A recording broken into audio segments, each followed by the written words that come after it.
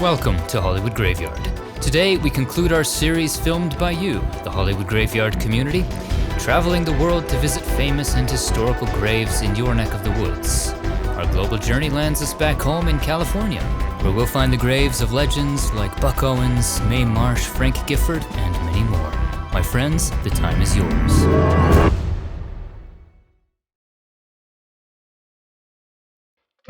It's been an amazing adventure over the past several months, riding in the passenger seat as you took the Hollywood Graveyard wheel, sharing with us stories from where you are.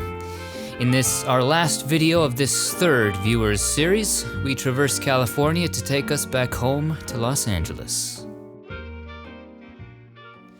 Let's begin today up in Northern California and make our way south.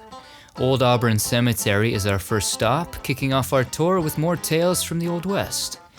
Here lies Richard Barter, whose nickname sounds like something right out of a Western comic, Rattlesnake Dick. Finding little luck in mining for gold, he turned outlaw and decided it would be easier to steal it instead. He became a highwayman, joining a gang known for robbing stagecoaches. In 1856, he planned one of the biggest holdups of the gold rush era, stealing $80,000 worth of gold bullion. The gold was buried and hidden, but only half of it was ever retrieved, the other half still hidden somewhere in the California wilderness. Rattlesnake Dick was killed in a shootout in 1858 at the age of 26, though it's unclear who fired the final shot, possibly even himself, to avoid capture. Behind Rattlesnake is the grave of Mary Eulalie Shannon. Known as the Auburn Poetess, she is considered California's first woman poet. She authored a volume of poetry entitled Buds, Blossoms, and Leaves in 1854 under the pen name Eulalie. Though released while residing in California, many of her poems were written while in Cincinnati. The beloved poetess died at just 30 in childbirth in 1854.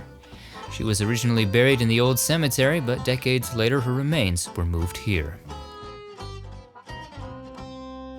In Live Oak Cemetery, we find a tragic figure from the World War II era. Though the battles that tore the world apart in the 1940s never reached the continental US, 6 civilians died at the hands of the enemy on the US mainland. 11-year-old Sherman Shoemaker was part of a group of children on a Sunday school outing on the morning of May 5th, 1945, in Bly, Oregon.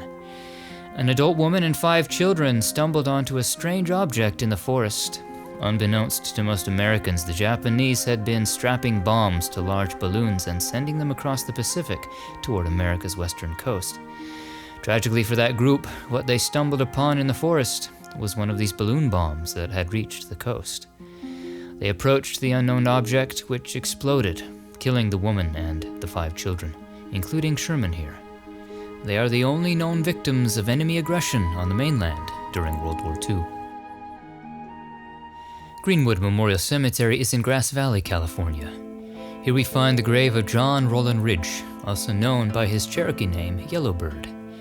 A member of the Cherokee Nation, John is considered America's first native novelist. He began to write in the 1850s after relocating here to California, finding employment writing for various newspapers. He expanded his writing to poetry, and then his first novel in 1854, for which he is best known, The Life and Adventures of Joaquin Murrieta, based on a notorious outlaw of the period. After the Civil War, John was among the Cherokee delegation that negotiated a treaty for peace with the U.S. He died from brain fever at just 40. We're in Sacramento now and East Lawn Cemetery. This Grecian mausoleum houses William Land, a pioneer of Sacramento. He became a wealthy man building hotels in Sacramento, then served as mayor from 1898 to 1899. Upon his death, he gave away nearly $500,000 of his wealth, a portion of which was used to create a public park in Sacramento. The rest he wanted used for the care of the indigent poor in Sacramento. Land lived to be 74. Our first Hollywood star of the day can be found in the mausoleum here. This is the niche of Yuki Shimoda. He appeared in close to 70 film and television productions from the 50s into the 80s. He played Ito in the Broadway production of Auntie Mame in the 50s, one of Broadway's first Asian American stars. He would reprise his role as Ito in the 1958 film adaptation alongside Rosalind Russell. On television, he's remembered for his role as Aki in Johnny Midnight and playing Ko in the TV movie Farewell to Manzanar. Yuki also made numerous guest appearances on shows like MASH and Kung Fu. He died from cancer at age 59. Back out to the grounds, we find the small cremation grave of Dick Jurgens. Given the treble clef on his marker, you probably surmised that Jurgens was a musician. He was a swing music band leader and composer, popular in the 30s and 40s. They were a mainstay at Chicago clubs like the Aragon and would tour the country. Jurgens wrote a number of hits like Elmer's Tune and 1 Dozen Roses. He died from cancer at age 85. Over now to Palm Court North, we find an actress named Margery Jane Ross. She came into acting late in life, after retiring, bolstered specifically by her remarkable resemblance to First Lady Barbara Bush. She played Barbara Bush in 2 films, Naked Gun 2.5 and Hero. Margery lived to be 72. This unique view comes to us from Calvary Cemetery in Santa Rosa. Here lies Gino Cimoli. He was a professional baseball player, an outfielder for 10 seasons in the 50s and 60s. He played for several teams, including the Dodgers, Pirates, and Athletics. Gino would be named an All-Star in 1957 and was part of the Pirates team that won the World Series in 1960. He lived to be 81. In Oakland, we reach the Chapel of the Chimes Columbarium and Mausoleum. In the Garden of Ages, up on the 3rd floor, we find John Lee Hooker. He was a blues singer and songwriter. He played a unique style of Delta blues on the electric guitar rather than acoustic. Hooker recorded dozens of albums over his career with hits like Boogie Chillin' and Boom Boom, both of which were included in the Rock and Roll Hall of Fame's list of songs that shaped rock and roll. Boom, boom, boom, boom. Gonna shoot you right down. Hooker would be awarded 6 Grammys and was inducted into the Blues and Rock and Roll Halls of Fame. He passed away at age 83. In dedication section, we find the crypt of Al Davis. He was a professional sports figure known for his association with the Raiders.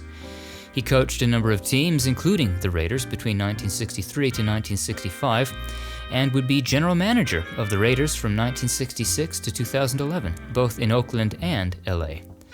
During his tenure, the Raiders would win 3 Super Bowls. Davis would be inducted into the Pro Football Hall of Fame in 1992. He died from heart failure at age 82. Over to the Court of Ascension, we find the niche of Stephen Stucker.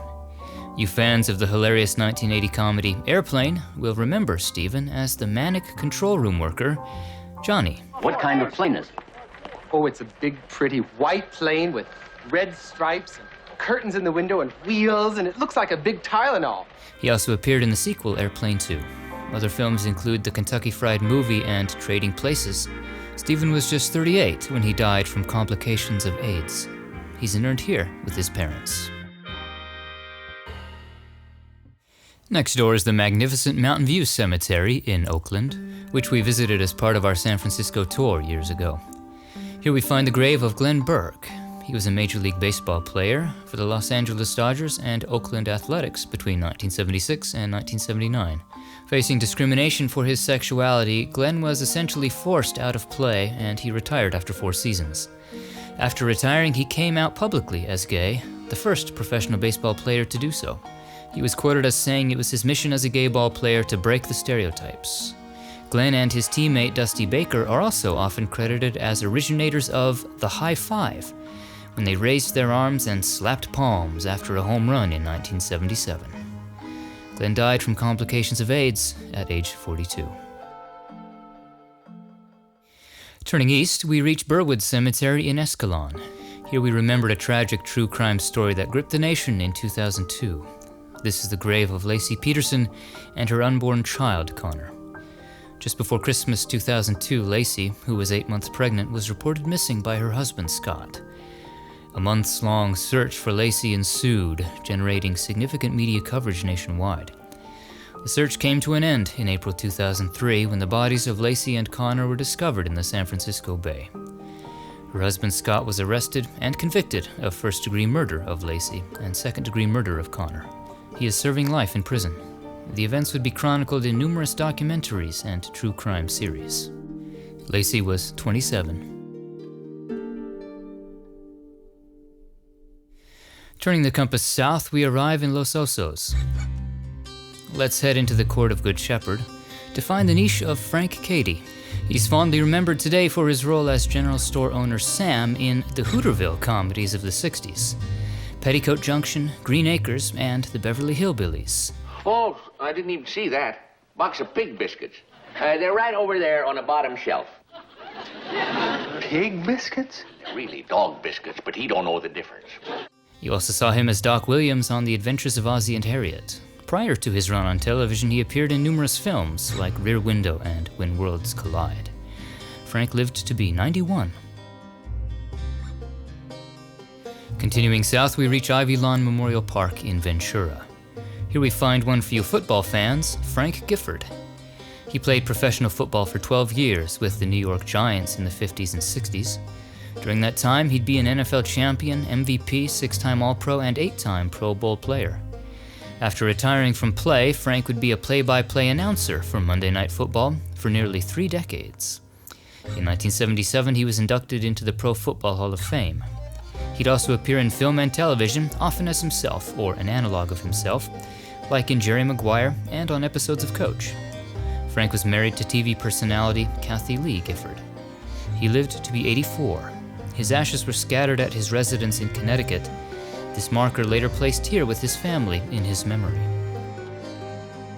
Also here we find another professional athlete by the name of Nancy Chaffee Whitaker. She was a tennis player, active in the 50s. In 1947, she won the under-18 national girls title. Nancy would go on to win the U.S. Indoor National Championship and reached the semifinals in the U.S. National Championship in 1950. Her career high was rank of number 4 in the world. After retiring from play, she'd be a sportscaster for ABC. Nancy died from complications of cancer at age 73. Continuing the sports theme, here at Ivy Lawn, we next find a football player named Eric Turner. He played in the NFL from 91 to 99 as a safety for the Browns, Ravens, and Raiders. He was the highest drafted defensive back in modern NFL history.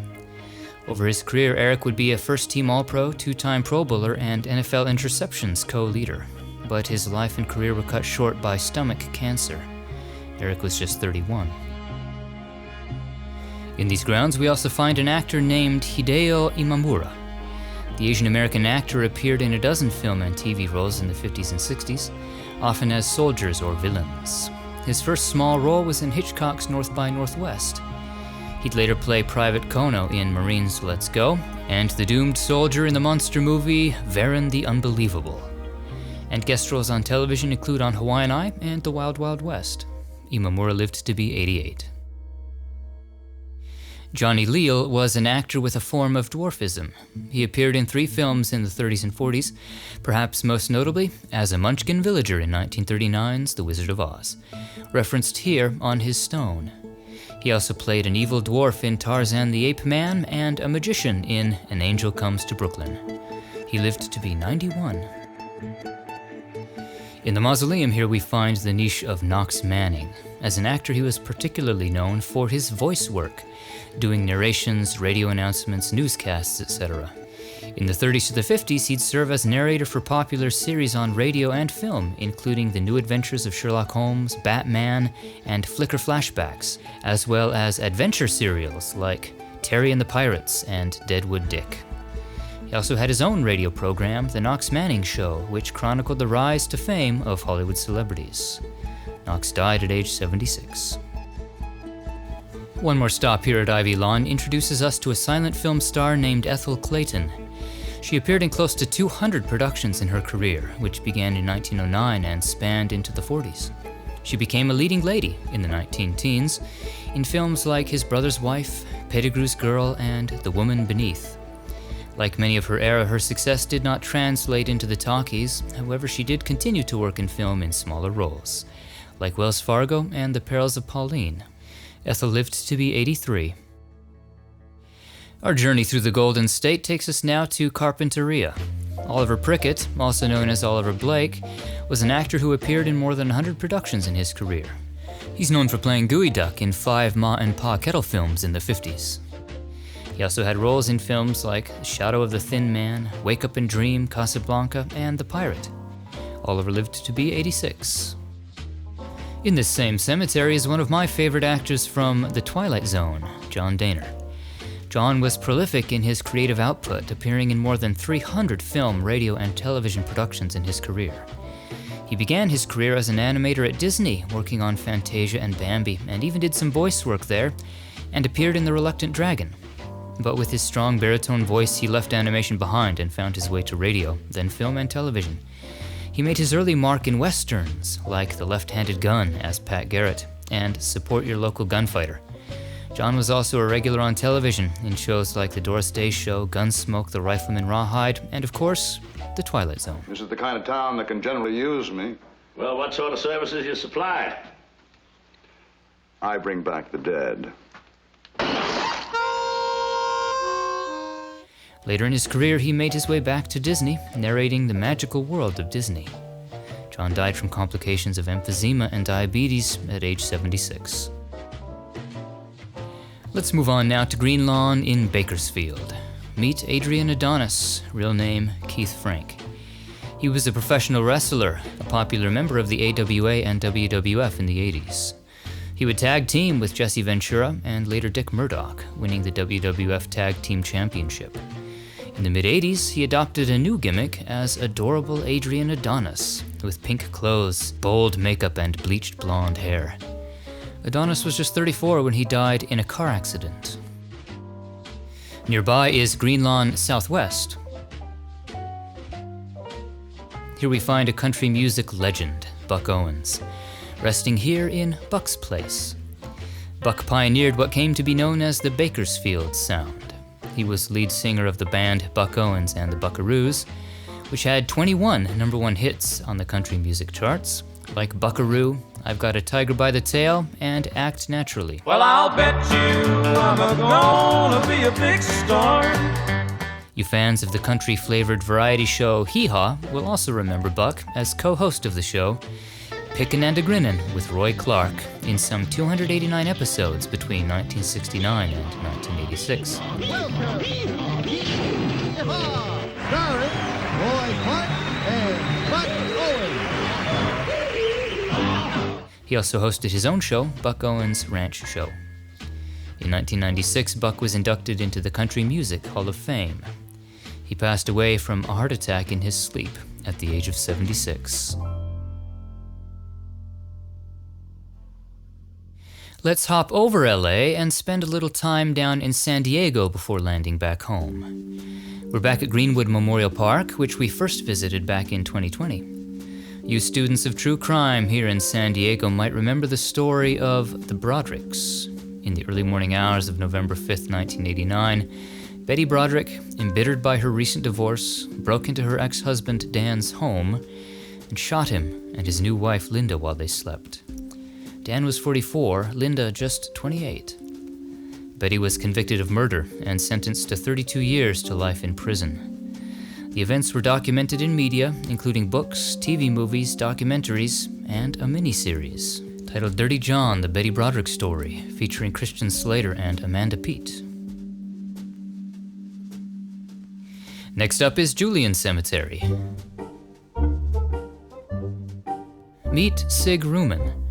The German-born actor appeared in more than 100 film and TV productions in his career, known for playing comedic villains. He appeared in a few Marx Brothers films, including Night at the Opera. You also saw him as Ivanov in Ninotchka, Sergeant Scholes in Stalag 17, and Colonel Earnhardt in the 1942 film To Be or Not to Be. And on television, he made appearances in shows like Maverick and The Addams Family. Sig died from a heart attack at age 82.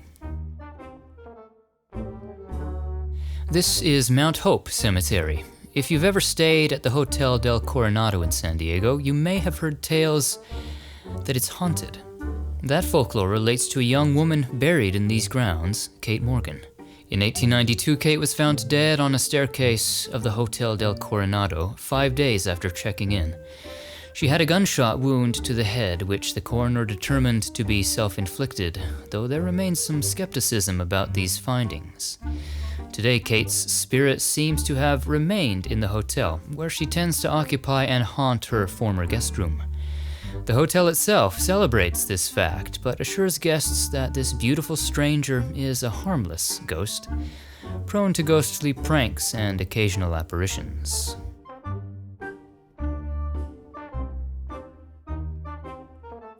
Moving on to Valley Center Cemetery, we find a grave marker shaped like San Diego County.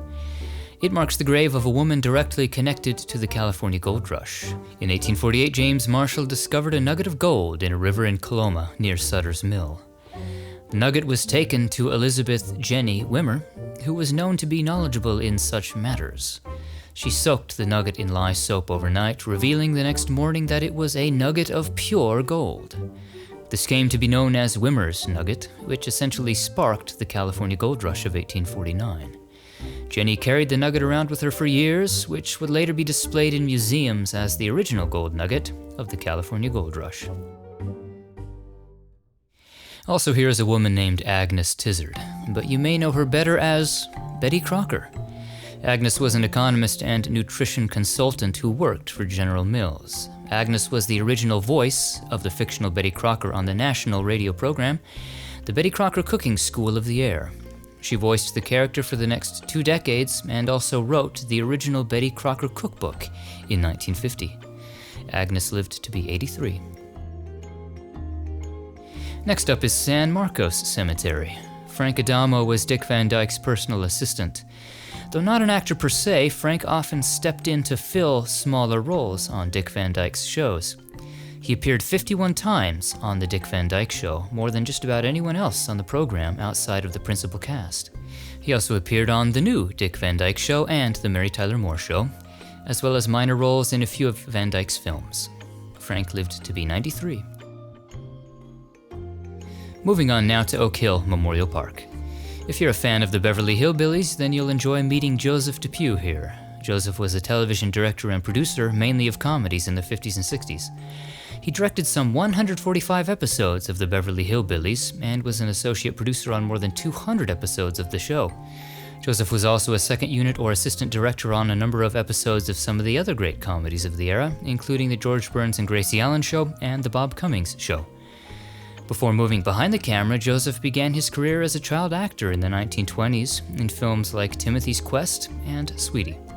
He lived to be 76. The epitaph "Quiet, We're Rolling" alludes to his career as a director. Also here we find a man named Lowell Kiesel.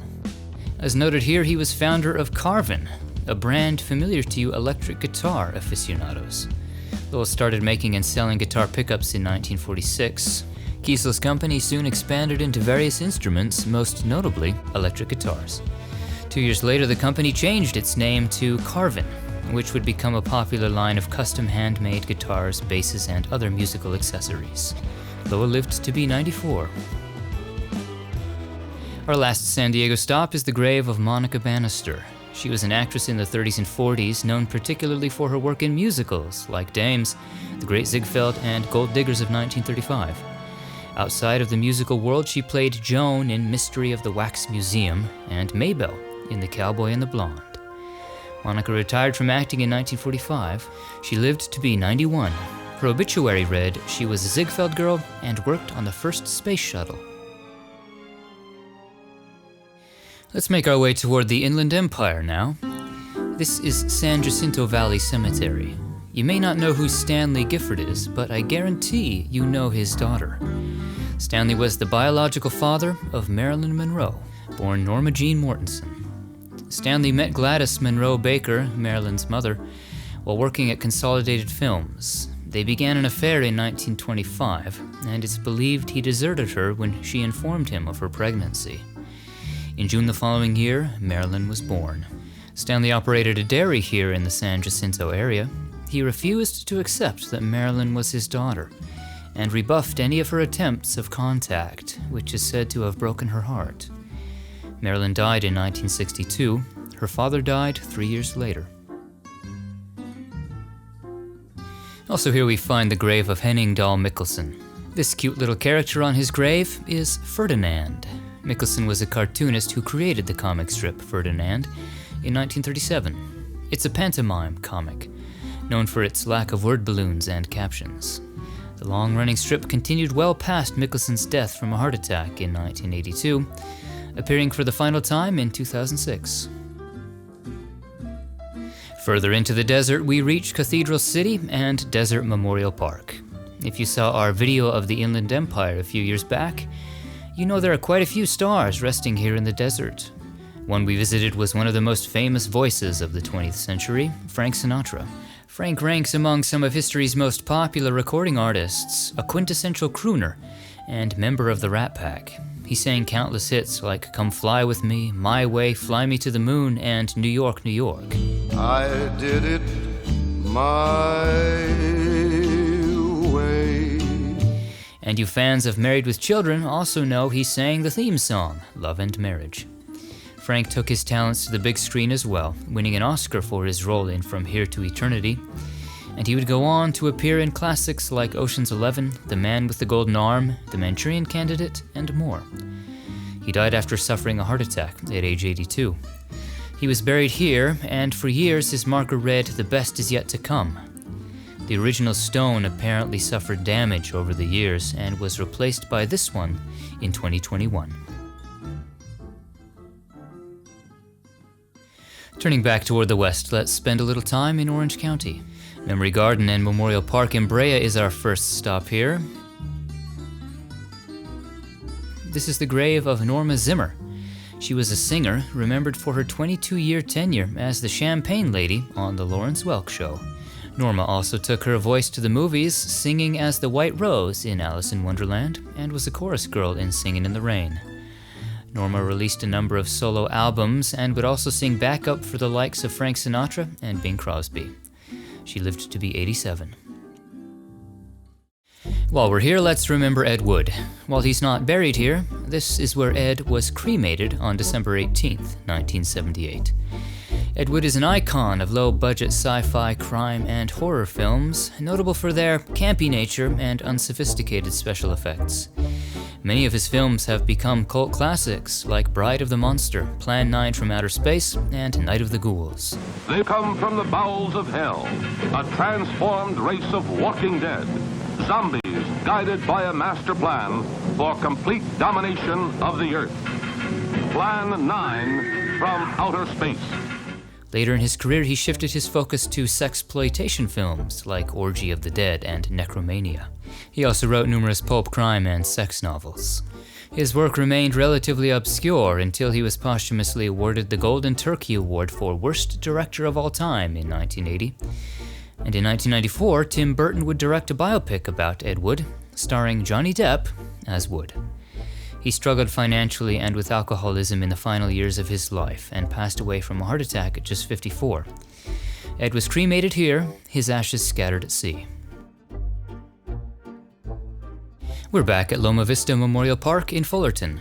This is the grave of Andy Russell, born Andres Ribago. He was a pop singer specializing in traditional pop and Latin music. He sold 8 million records in the 40s, making audiences swoon with his romantic baritone. He had a number of hits, one of which is mentioned right here on his stone, Amor. Amor, amor, amor. Other hits include Bésame Mucho, and he would take his talents to the screen as well in movies like Breakfast in Hollywood and Copacabana. He is considered one of the original Latin crossover artists, and he died from complications of a stroke at age 72. Here too we find another innovator of the electric guitar, George Fullerton. As his epitaph reads, George was the father of the Telecaster, one of the most iconic guitars in the Fender line, engraved right here on his stone. George joined Fender's company in 1948, innovating design and technology that allowed Fender to produce its first solid-body electric guitar in 1950, the Broadcaster, later known as the Telecaster. The instrument has become popular among musicians across genres, from rock musicians like Bruce Springsteen and Keith Richards, to country stars like Waylon Jennings and Keith Urban, and blues stars including Muddy Waters. George Fullerton lived to be 86. Into the Garden Mausoleum we find the niche of Del Crandall. He was a professional baseball player from 1949 to 1966. He played catcher, most notably for the Braves, where he was an 11-time All-Star and member of the 1957 World Series winning team. After retiring from play, Dell would go on to manage two teams, the Brewers and the Mariners. He lived to be 91. Out to the grounds, we find a Cambodian leader named Lon Nol. He led the military coup of 1970 in Cambodia, abolishing the monarchy and establishing the short-lived Khmer Republic. He then became president and commander-in-chief of Cambodia. But in 1975, Pol Pot and his Khmer Rouge Communist Party captured Phnom Penh, overthrowing the government again, and forcing Lon Nol to flee to the United States, where he lived out the remainder of his life. Next up here we find the grave of Stephen Peck. As noted on his stone, he was an actor, dancer, choreographer, and restaurateur. He owned a dance studio and was a choreographer for stars like Tommy Sands, and for films like The Oscar and Who's Been Sleeping in My Bed.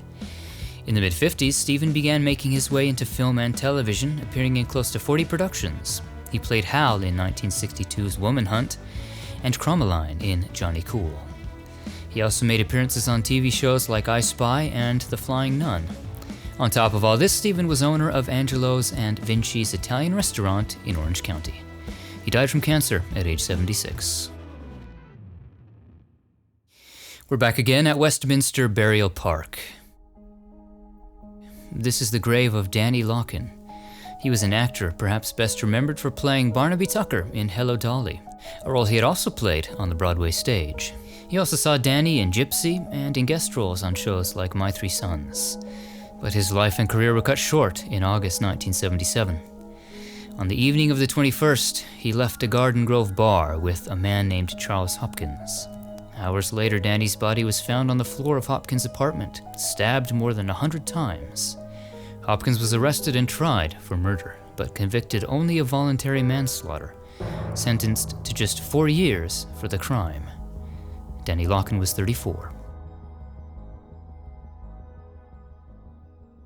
Next up is one of the many forest lawns in the area, this one in Cyprus. In the Garden of Protection, we find a musician named Alan Schellenberger. He was a drummer, most notably for the rock band Lit. The band was formed in the early 90s, and Alan would play with Lit as they rose to mainstream success in the late 90s, early 2000s. They had a smash hit with their 1999 single, My Own Worst Enemy, which still gets airtime today. It's no surprise to me, I am my own worst enemy. Lit would play on the Vans Warped Tour and perform with the likes of The Offspring and No Doubt. But in 2008, Alan was diagnosed with brain cancer. He underwent treatment, but it was incurable. Alan died at just 39. Let's head to the Riverside area now, and Riverside National Cemetery. First up here is a filmmaker named William R. Lasky. If you're a Hollywood history buff, you recognize the name Lasky. Yes, he is the son of famed producer Jesse Lasky. His work was principally as an assistant director on films like Sergeant York and shows like Lawman, but he did direct one short film, Boy and the Eagle, in 1949, which earned him an Oscar nomination for Best Short. Lasky lived to be 63. Next up is a novelty songwriter named Bill Buchanan. He broke into the scene with his comedic tracks called Break-Ins, in which he spliced together segments from different songs to tell a story with their lyrics.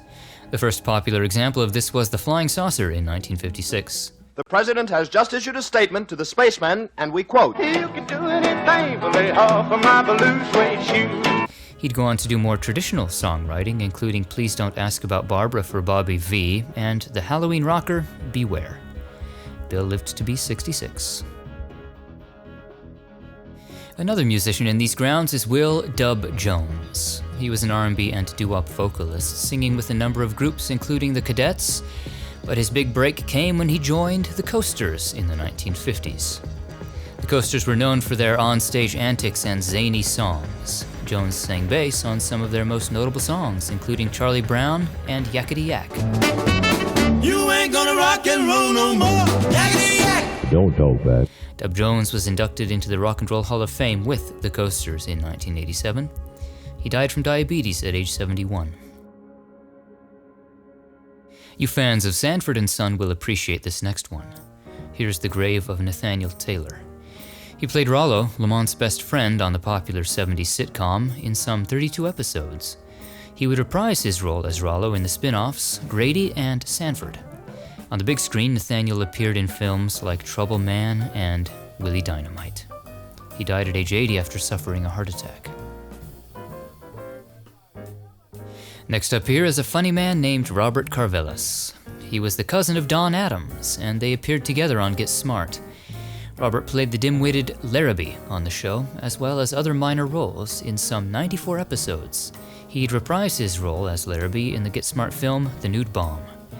Robert also appeared on shows like Happy Days and The Mary Tyler Moore Show. He lived to be 70. In section 32, we find the grave of Bill Walker. He was an actor who appeared in close to 200 productions in his career. He's particularly remembered for his role as Reverend Sykes in the 1962 film To Kill a Mockingbird. Other films include The Big Knife and Big Jake. And his television appearances include shows like The Amos and Andy Show, The Jack Benny Program, and Mod Squad. Bill lived to be 95. He rests here with his wife, Peggy Cartwright. Peggy was an actress, a child star in the silent era. She was the first leading little lady of the Our Gang series in the early 20s. She'd also appear alongside silent legends like Harold Lloyd in From Hand to Mouth, and shown in films like A Lady of Quality. She made her final film in 1932, then retired after marrying her first husband. She married Bill here in 1962, one of Hollywood's first interracial couples. She was the last surviving member of the original Our Gang cast, passing away at age 88. This is the grave of Alberto Morin, real name Salvador Lopez. While never a leading man, Alberto was a prolific supporting player on screen, appearing in more than 200 productions. You saw him in films like Casablanca, Hellfighters, Two Mules for Sister Sarah, and many more. And his television appearances include on Dallas, Fantasy Island, and Batman. Alberto lived to be 86. In section 61A, we reach the grave of Abel Fernandez. You fans of the television series The Untouchables will remember Abel as Federal Agent Youngfellow in some 83 episodes of the series. Abel also showcased his boxing skills in films like Second Chance and The Harder They Fall. Other TV shows he appeared in include Daniel Boone, Gunsmoke, and The Adventures of Rin Tin Tin. Abel died from lung cancer at age 85. If you prefer that your movies appear to jump off the screen at you, those of the 3D variety, you can thank Chris Condon here. He was a cinematography pioneer, innovating 3D camera lenses. Chris was the inventor of the 3D film system used by his company, Stereovision, which included the widescreen 3D 35mm and 70mm reflex lenses. In the decades that followed, his company would supply a range of 3D equipment to filmmakers the world over. And he would also be 3D cinematographer himself on films like The Stewardesses, Evil Spawn, and Jaws 3D. Condon died from a stroke at age 87. Our last Riverside National stop brings us to the grave of Rufus Skip Ward, both an actor and a producer in Hollywood. In front of the camera, you saw him in films like Red Line 7000 and The Nutty Professor, as well as TV shows like Batman, The Beverly Hillbillies, and the Hardy Boys' Nancy Drew mysteries. Behind the camera, Skip is remembered for producing the popular television series The Dukes of Hazzard and its various TV movies. He died after a long illness at age 70. Also in Riverside is Evergreen Memorial Park. You fans of animal movie stars will be curious to know Leland Duncan. Hollywood's first four-legged superstar was a pooch named Rin Tin Tin. Rinty, as he was affectionately known, was discovered as a puppy in a bombed-out kennel in France during World War I by an American serviceman named Lee Duncan. His mom and siblings were starving on the brink of death. The squadron saved the dogs, and Duncan brought two of the puppies back home with him to California, but only Rinty survived. Inspired after seeing the success of another famous film dog, Strongheart, Duncan was convinced Rin Tin Tin could be a star performer. He got his first break in 1922's The Man from Hell's River alongside Wallace Beery. Not long after that, Rin Tin Tin would be the headlining star of his own films, over 24 of them, becoming one of the biggest stars of the 20s and 30s on 2 or 4 legs. Rin Tin Tin is credited for saving a struggling little film studio known as Warner Brothers. His offspring were even owned by stars from Greta Garbo to Jean Harlow. Duncan trained more than 5,000 war dogs for the Army Canine Corps at Camp Han in California, while continuing to train and enter the descendants of the original Rin Tin Tin in successive Hollywood movie roles. Duncan died from a heart attack at age 67. Our next Riverside stop is Crestlawn. Here we find the grave of Slim 400. He was a rapper who debuted in 2017 with the release of the EP All Basic. Throughout his career, he would collaborate with other notable rappers like YG. In 2021, Slim released his final album titled Bompton. Tragically, on December 8th, 2021, Slim was shot dead in front of his home in Inglewood during an altercation. He was just 33. Also here at Crestlawn, we find the grave of Richard Janelle. You fans of the Mighty Morphin Power Rangers will remember Janelle as Ernie, the good-natured owner of the Angel Grove Youth Center, in hundreds of episodes of the various TV series and the movies. Richard was just 47 when he died from a heart attack. As of filming, his grave is only temporarily marked. Another Riverside cemetery is Olivewood Memorial Park. This next story is a rather unusual one, concerning a woman who came to be known as the Toxic Lady. Gloria Ramirez was being treated for cancer in a hospital when several hospital workers became ill after airborne exposure to her body and blood. While treating Ramirez, hospital workers experienced symptoms such as shortness of breath and muscle spasms. 5 workers required hospitalization, one of whom remained in intensive care for 2 weeks. Ramirez herself died from complications related to her cancer shortly after arriving in the hospital at age 31.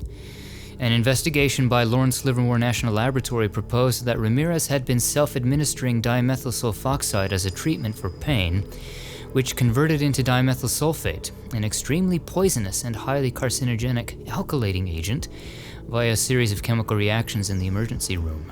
This theory has been endorsed by the Riverside Coroner's Office and published in the Journal of Forensic Science International.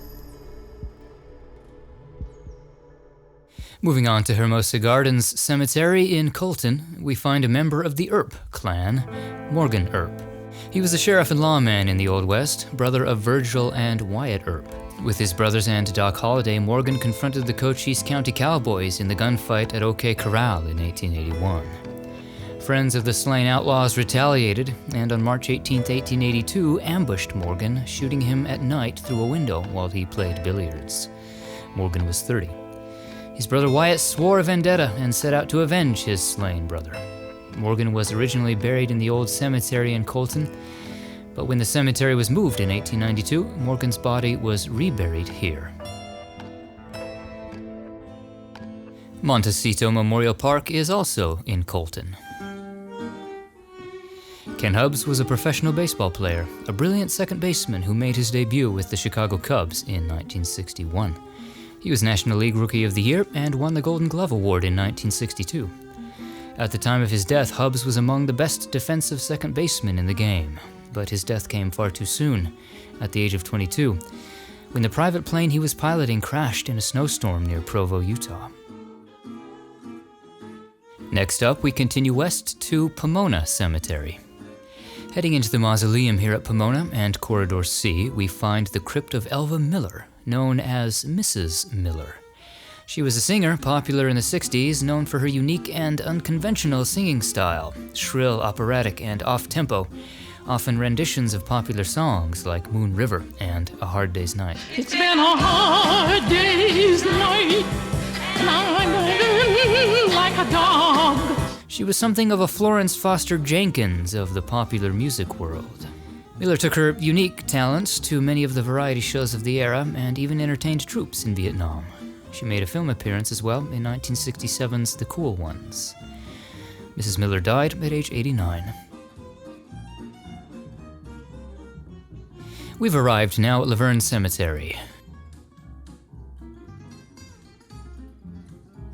Meet Jan Stein.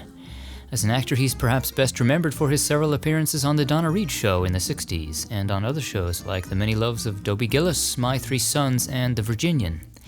And he had small roles in a number of films like Summer Magic and Claudel English. After retiring from acting, Jan dedicated himself to administering a long-term nursing and rehabilitation center. He lived to be 72.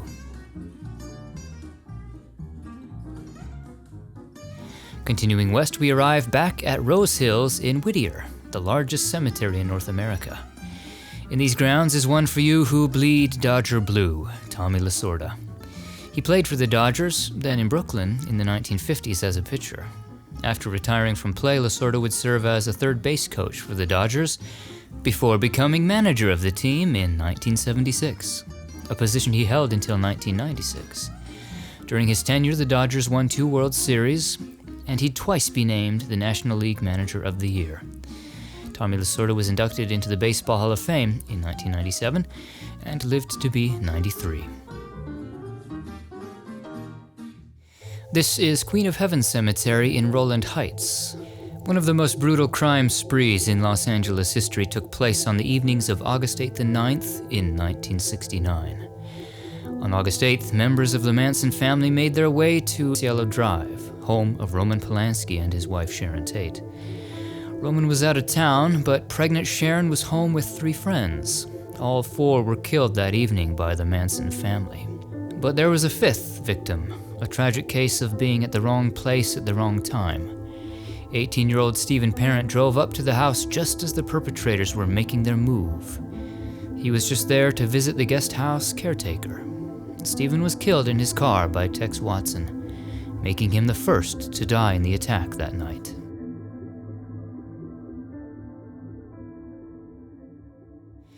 In Section C, we find an actor named Francis DeSales. He had a number of memorable roles on television, including playing Lieutenant Wygand on Mr. and Mrs. North, Rusty Lincoln on Days of Our Lives, and Mr. Dobson on The Adventures of Ozzie and Harriet.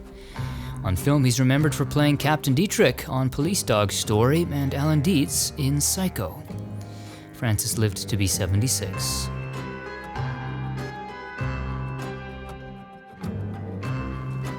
Over now to Section E, we find the grave of Schlitzie.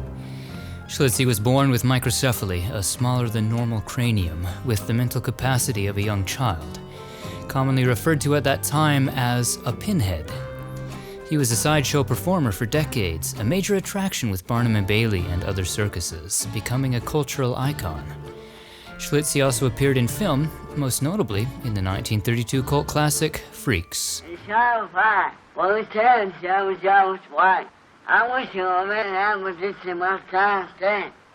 Why, Schlitzie, what's the matter?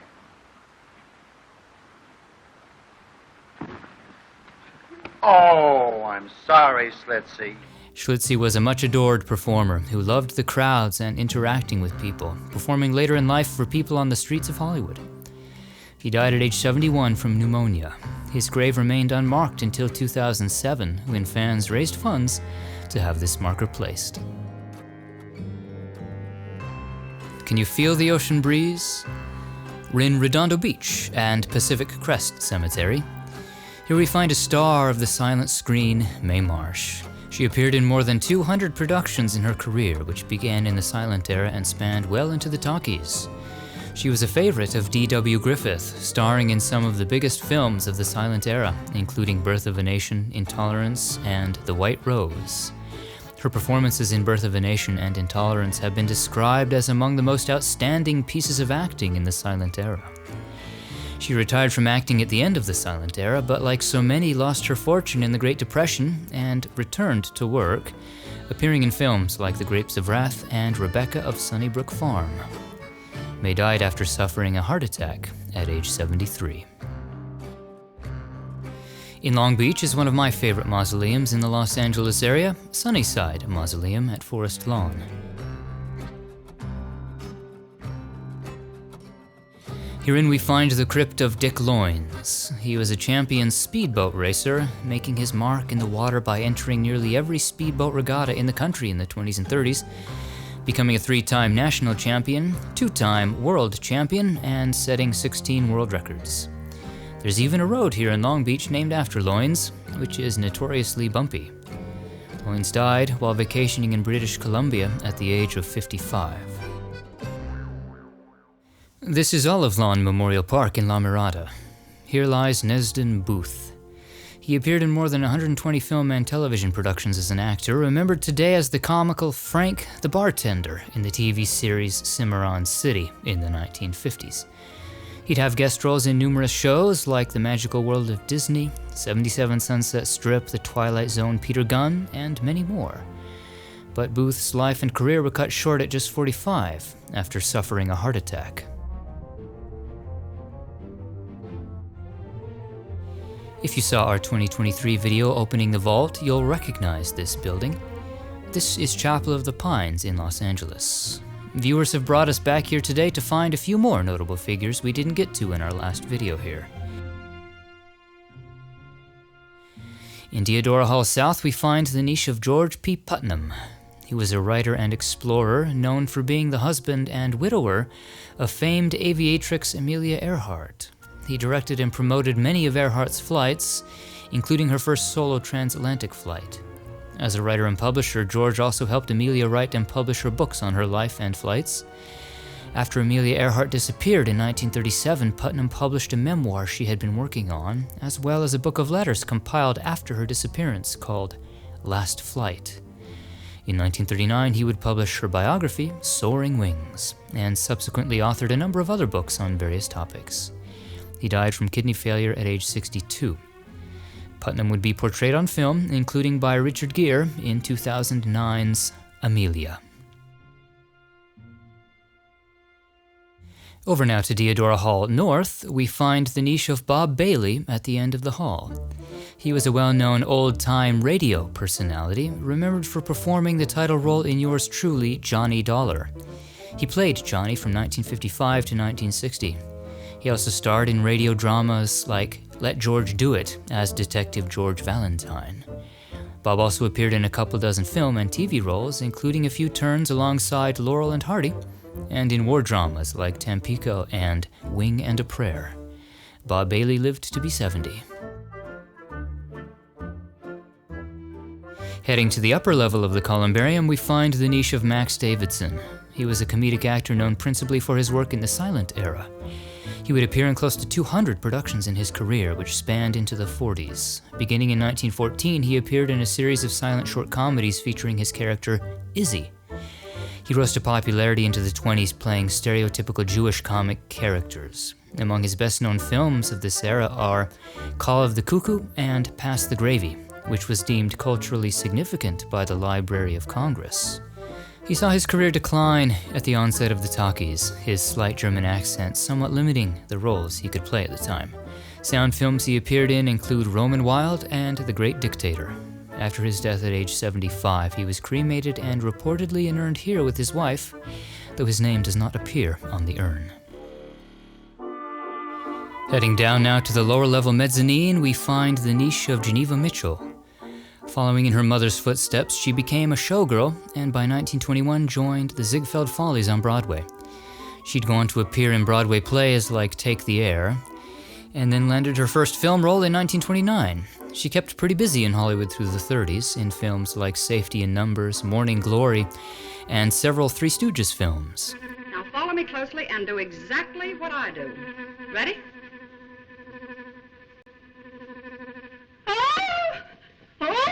Well, get started.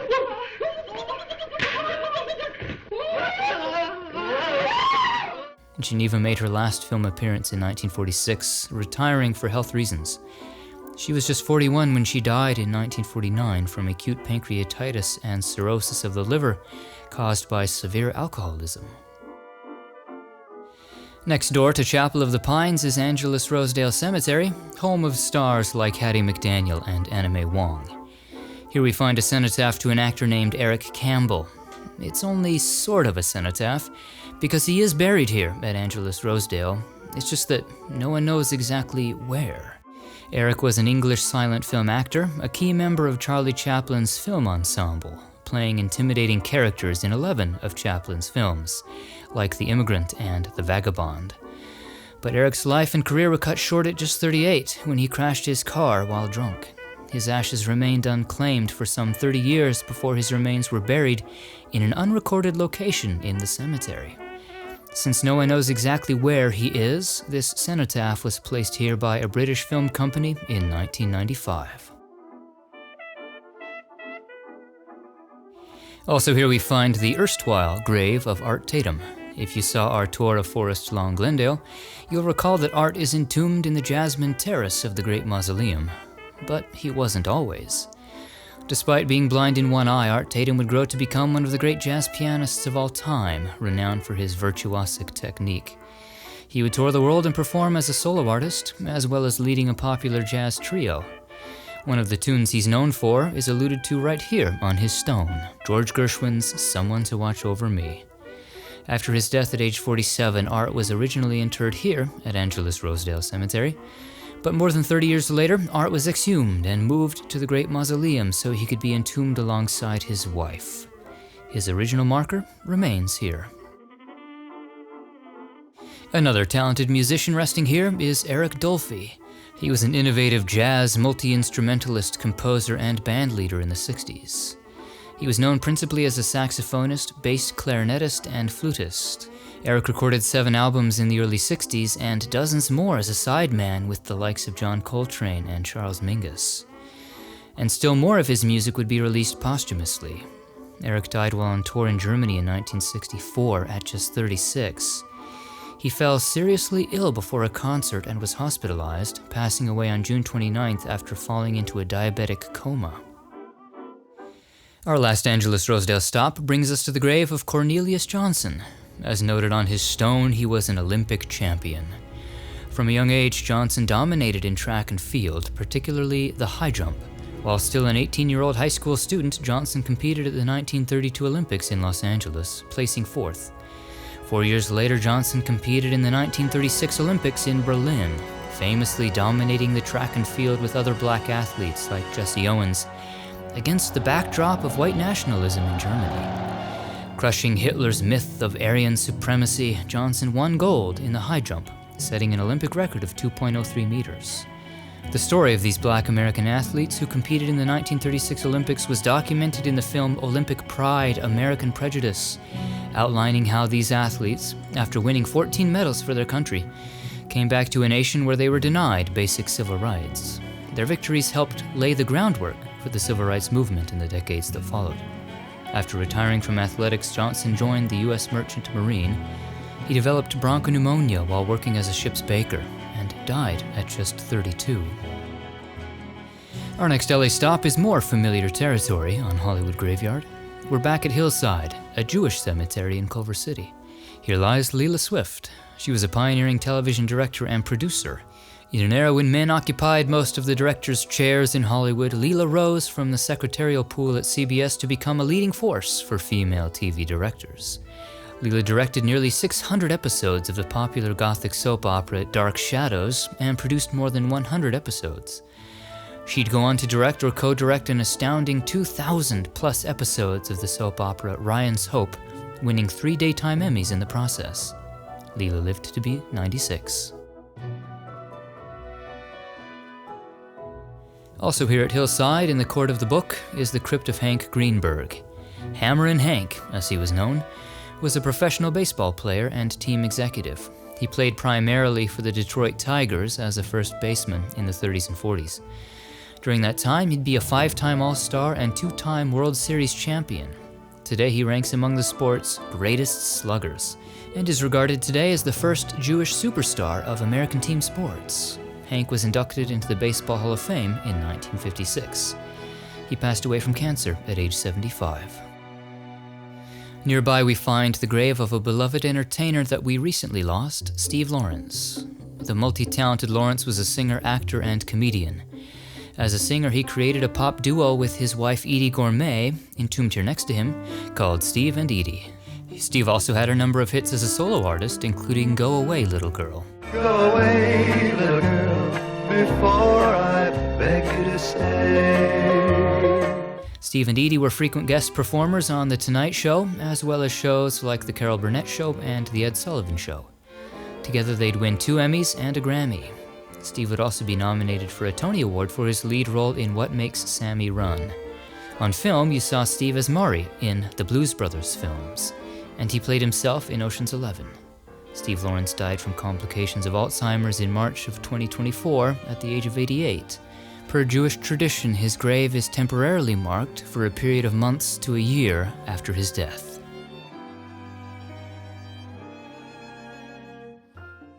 And finally, we land back home in the heart of Hollywood at Hollywood Forever Cemetery. There is no shortage of stars here, and we'll be doing a full revisit tour here very soon. But to wrap up our viewers special, let's pay a visit to the Court of Apostles south of the lake to find the crypt of Maria Cazzolati. She was an Italian-born opera singer, a member of the Royal Opera in Rome. She toured Italy with the opera company and would even perform for the Havana Opera Company. Landing back in the States, the family made their way to Hollywood, where Maria would establish herself as one of Hollywood's earliest vocal teachers.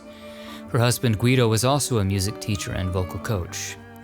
Among their star pupils were their own daughters, Louise and Adriana. You Disney fans will recognize the name of their daughter, Adriana Cazzolati. The singer beat out nearly 150 other young women for the part of Snow White in Disney's first animated feature, Snow White and the Seven Dwarfs. Her mother Maria lived to be 68. And that, my friends, concludes our tour and this third viewer series.